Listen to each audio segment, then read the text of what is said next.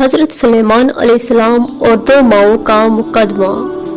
یہ واقعہ حضرت سلیمان علیہ السلام کی حکمت، انصاف اور عقل مندی کی بہترین مثال ہے، جو ہمیں سکھاتا ہے کہ معاملے کی گہرائی میں جا کر سچائی تک پہنچنا ضروری ہوتا ہے۔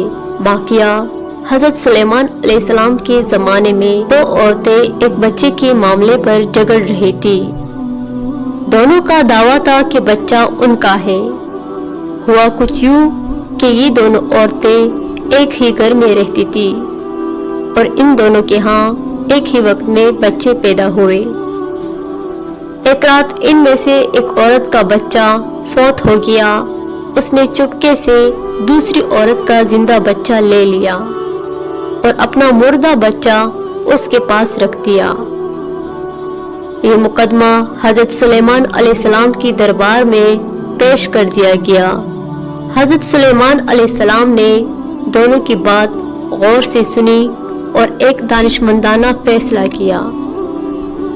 آپ علیہ السلام نے حکم دیا، ایک تلوار لاؤ، ہم اس بچے کو دو حصوں میں تقسیم کر دیتے ہیں تاکہ دونوں کو برابری کا حصہ مل جائے۔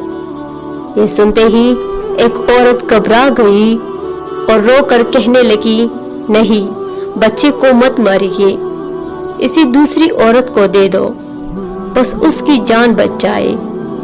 جبکہ دوسری عورت خاموش رہی اور بچے کو کاٹنے پر راضی تھی۔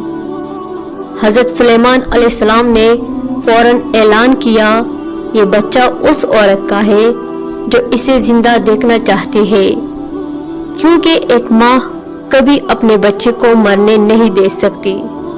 یوں حضرت سلیمان علیہ السلام نے اپنی عقل اور اللہ کی عطا کردہ حکمت سے اصل ماں کا پتہ لگایا۔ یہ کہانی انصاف اور دانائی کی بہترین مثال ہے۔ ناظرین، ویڈیو اگر اچھی لگی ہو تو ویڈیو کو لائک کرتے ہوئے چینل کو سبسکرائب کریے۔